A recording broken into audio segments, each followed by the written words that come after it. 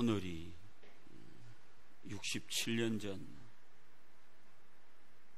주일날 아침에 6.25가 일어났던 그런 날입니다.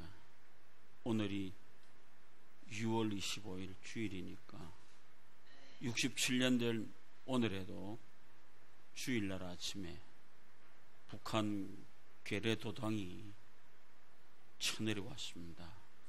그래서 결국 부산까지 밀려서 여기 남겨놓고 다 빼앗겼다가 9.28 수복에 의해서 나라를 다시 찾아지면서 이런 나라가 오늘 우리에게 와서 있습니다. 오늘 읽은 말씀은 예수님께서 예루살렘 성을 보시며 우셨습니다. 우셨다는 얘기가 표현입니다만 통곡했다라고 하는 말이 맞는 말씀입니다. 성을 보고 우시면서 하는 말이 오늘날 평화에 관한 일을 알았다면 좋을 뻔하였거니와 지금 내 눈에는 숨기워져 있도다 라고 하는 말씀으로 가슴에 끓어오르는 애끓는 말씀을 예루살렘 성을 향해서 하셨던 예수님의 얘기를 오늘 우리는 생각해 보겠습니다. 나는 오늘 또 이 민족이 바라보는 가장 위대한 일이 뭐냐? 평화, 통일이라고 생각합니다. 아마도 우리는 흘러오는 동안에 6.25 동란의 아픈 상처 속에서 우리는 북한을 보는 눈이 한참 북괴라고 그랬습니다. 괴뢰군이라고 하면서 미워하기도 한없이 했습니다. 조금 와서 요즘 와서 조금 풀려져 갑니다만 이 일어나게 된 이유가 뭐냐? 우리는 우리 마음속에 있는 것이 사람이 그렇잖아요. 자기한테 좀 못하는 사람, 저 인간 그냥 확 죽어버렸으면 좋겠다 이런 생각을 가질 때가 많습니다. 그런데 내가 죽일 수는 없고 누가 그냥 팍 뽀사줬으면 좋겠다라고 하는 마음이 우리 속에 있습니다. 그래서 그동안 우리는 어쩌면 저 위에 자리 잡고 있는 저 땅이 누군가에 의해서 완전히 박살났으면 좋겠다라고 하는 마음을 가지고 있었습니다. 이걸 흔히 말해서 전쟁의 철학이라 그런 얘기를 합니다. 네가 망함으로 내가 평화를 누릴 수 있다라고 하는 그런 한쪽이 죽어야만이 한쪽이 평화로워지는 그런 생각을 가지는 것이 전쟁의 철학입니다. 그래서 남이 망해야 내가 잘 될 것이라고 생각하고 내 눈에 거슬리는 이 사람들은 다 빨리 없어져야 세상이 바로 될 거라고 그래야 평화가 올 거라고 생각하는 그것이 바로 전쟁의 철학입니다. 그런데 오늘 우리는 세월이 흘러오는 67년이 흘러오는 동안에 우리 속에 남아있었던 것은 뭡니까? 정오라고 하는 것과 미움으로 해결할 수 없는 문제가 있다라고 하는 겁니다. 그걸 우리가 생각하면서 우리는 평화라고 합니다. 평화. 그러니까 평화라고 하는 것은 철학적으로 두 가지로 나눕니다. 하나는 팍스라고 하는 얘기입니다. 팍스. 우리는 흔히 말해서 영어로 피스 그런 얘기를 합니다. 평화라고 하는 얘기가 영어로 피스입니다. 그런데 이 피스라고 하는 말의 의원은 로마가 가지고 있었던 팍스 로마니아가 그 얘기의 주된 얘기입니다. 그러니까 로마가 가지고 있었던 평화의 개념은 뭡니까? 몽창 다 때리 부셔서 완벽하게 다 부셔버리고 그래야 평화가 올 것이다라고 하는 그 생각이 로마가 가지고 있었던 평화의 개념이었습니다. 그런데 그 로마가 그런 개념을 가지고 온 세상을 정복해 보겠다라고 하던 생각이 다 무너져 버리고 아무것도 아니다라고 하는 그런 결과를 얻었습니다. 그래, 이게는 팍스가 결코 평화를 줄 수 없다라고 하는 얘기를 우리는 너무 절실히 느껴왔습니다. 그 다음 두 번째 평화의 개념은 우리가 잘 아는 히브리식 평화라고 하는데요, 에리니에네라고 합니다. 그런데 히브리 말로 샬롬이라고 그러죠. 이 샬롬이라고 하는 평화는 뭐냐라고 하면은 하나님이 평화의 왕이시니까 그 하나님과 바른 관계가 되어질 때 평화가 온다라고 하는 것입니다. 이것이 히브리식 평화입니다. 오늘 우리가 바라는 평화는 이런 평화여야만 한다. 하나님이 모든 문제를 해결해 주시는 분으로 우리는 분명히 알아야 된다 이거죠. 그러기 위해서 우리는 히브리식 평화, 샬롬이라고 하는 얘기가 하나님과 우리의 관계가 바로 놓여질 때 우리는 그 속에서 평화를 얻을 수 있다라고 하는 것을 깨달으시기를 바랍니다. 저기 다 완벽하게 박살이 나쁘야 내가 평화를 얻을 것이다라고 하는 생각을 가지지 마십시오. 그동안 우리는 많은 독재 정권을 우리는 겪으면서 넘어왔습니다. 객소리만 하고 입 다물고 살았던 시대도 있습니다.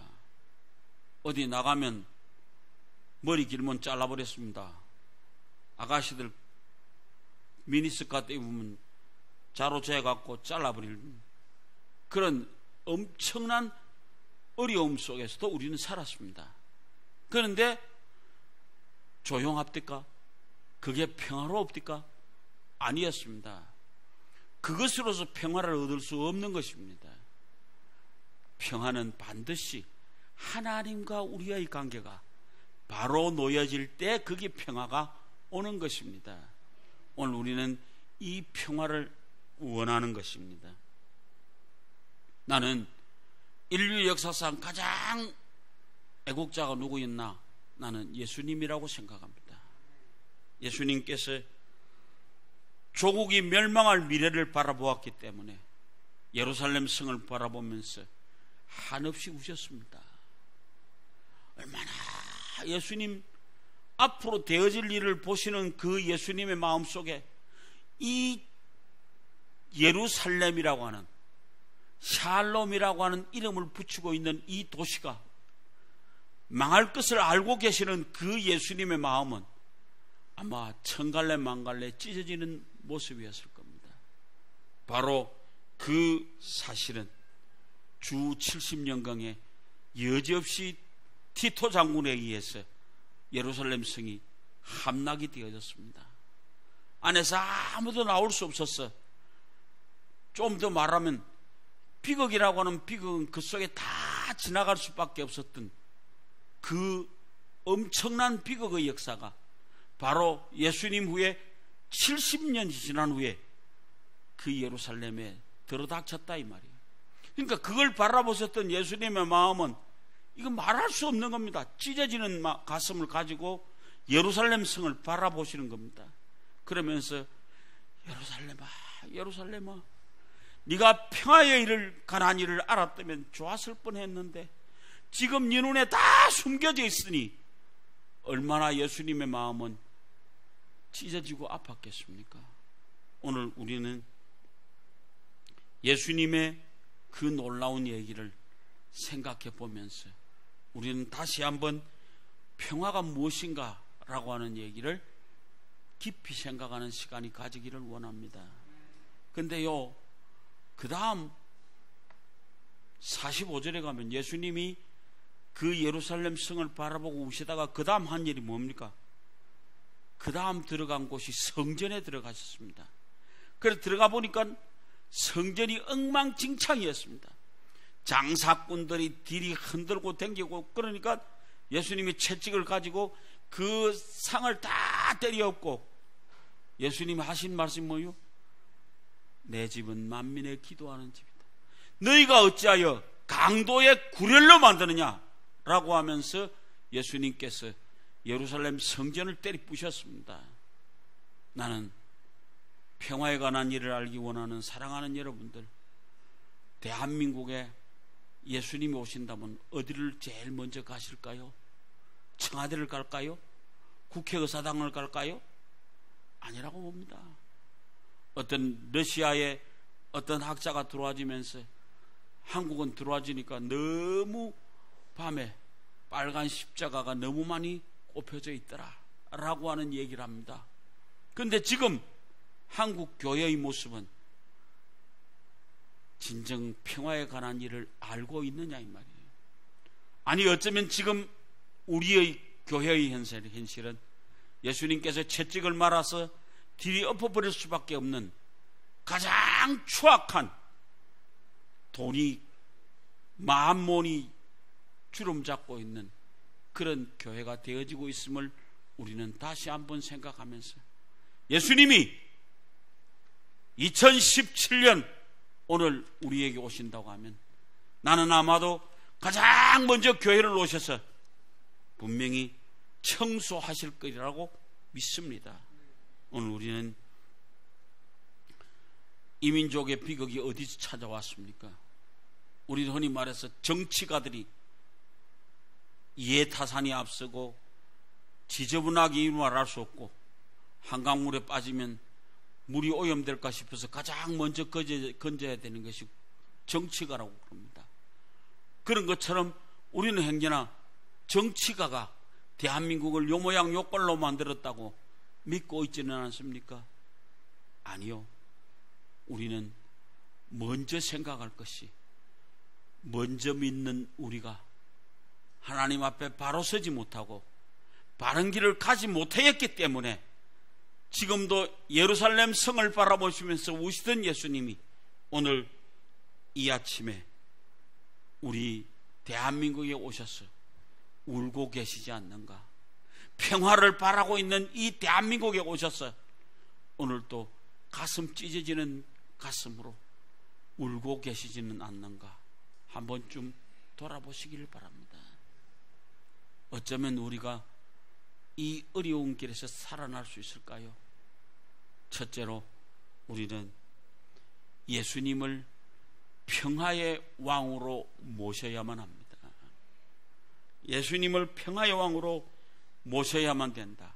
너희가 평화에 관한 일을 알았으면 좋을 뻔하였거니와 지금 내 눈에는 숨기웠도다 라고 하는 평화에 관한 일이 무엇일까요? 평화에 관한 일은 주님의 일입니다. 주의 일.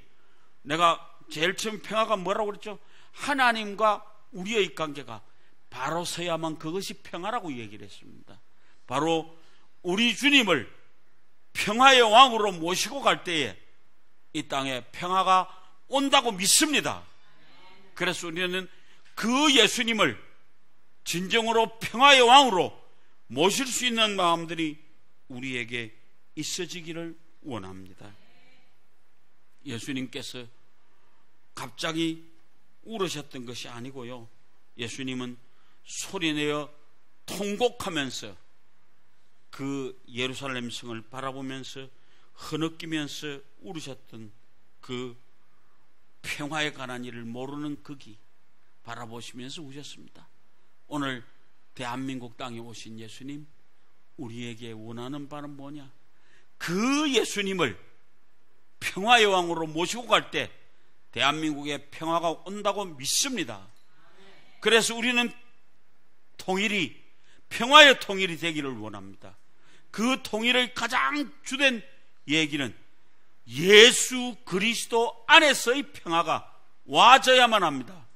그래야만이 전쟁으로 서로가 서로를 죽이고 얻어지는 평화는 평화가 아닙니다. 바로 예수 그리스도를 모신 그 평화가 이 땅 위에 와져야만이 그 평화가 진정한 평화다고 분명히 믿습니다. 오늘 우리는 평화의 통일은 미국도 중국도 러시아도 아닙니다. 우리의 평화는 주님이 갖다 주시는 겁니다. 분명히 기억하십시다. 그 주님을 평화의 주님으로 모셔드리기를 원합니다. 두 번째로 우리가 평화의 사도가 되어야 되겠습니다.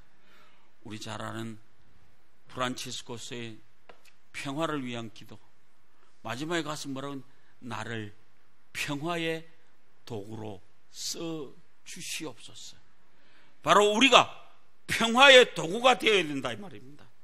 우리 마음속에 숨어있는 칼을 버리시기를 바랍니다. 말고의 기대기를 잘라버린 베드로에게 예수님 하신 말씀 뭐죠?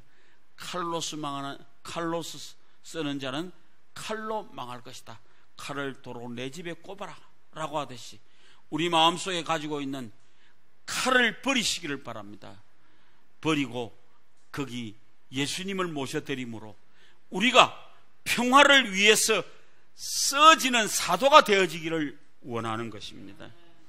오늘 우리는 잘 알다시피 칼과 창을 쳐서 보습으로 만들어서 평화를 위해서 쓰기를 원하는 그 얘기처럼 우리는 칼과 창이 아니고 평화를 남겨줄 수 있는 그런 평화의 사도들이 되어지시기를 원합니다. 우리 잘 알다시피 모세라고 하는 사람이 가슴속에 품고 있던 그 애굽을 정오했던 그 얘기가 미디안 광야 속에서 하나님을 만났을 때 그는 그 모든 것 버렸습니다. 그리고 나와서 그의 마음속에 진정한 평화를 가지고 왔을 때 애굽의 통일을, 애굽의 민족의 통일을 만들어 갈 수 있었던 것입니다. 우리 마음속에 분명한 통일을 위해서 가는 평화의 사도가 되어지기를 원하는 것입니다. 우리 미디안 광야 속에서 그의 모든 미움과 모든 것을 묻어버리고 그야말로 하나님의 말씀과 함께 새로운 모습으로 나타난 모세는 민족의 통일을 이루어갈 수 있었다라고 하는 것을, 그래서 바로 평화의 주님을 우리 마음속에 모셔드리는 그런 여러분이 되어지셔서, 여러분 칼을 품고 있었습니까? 십자가에 못 박아 버리시기 바랍니다. 그리고 평화의 사도가 되어지시기를 바랍니다. 마지막으로 교회가 사회 정의의 선구자가 되어야 되겠습니다. 여러분, 내가 아까 그런 얘기를 했습니다.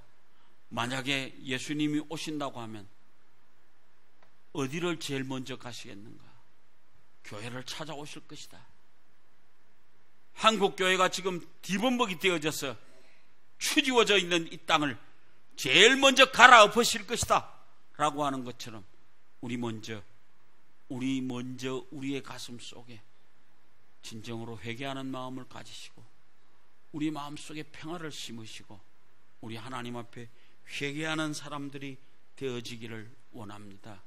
우리가 내가 다 잘하지 못해서 평화가 이 땅 위에 오지 않았다라고 하는 것을 분명히 기억하시고, 오늘 우리는 하나님 앞에 서서 우리의 마음속 깊은 곳에서 우러나오는 그런 평화를 심어주는 사도가 되어지기를 원합니다.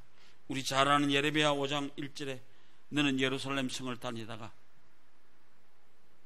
빨리 왕래하다 그 넓은 거리에서 찾아보고 알라. 너희가 만일 공의를 행하며 진리를 구하는 자를 한 사람이라도 찾으면 내가 이 성을 사하여 주겠느니라. 오늘 어쩌면 우리를 향하신 놀라운 말씀입니다. 우리 먼저 하나님 앞에 바로 서 있는 올바른 평화를 갈구하는 사람이 되어져서 평화의 사도로서 평화를 심어주는 교인들이 되어질 수 있을 때 이 땅에 진정한 평화는 온다고 분명히 믿습니다. 그래서 우리 함께 평화를 위해서 기도하는 아름다운 성도들 되어지시기를 주의 이름으로 부탁을 드립니다.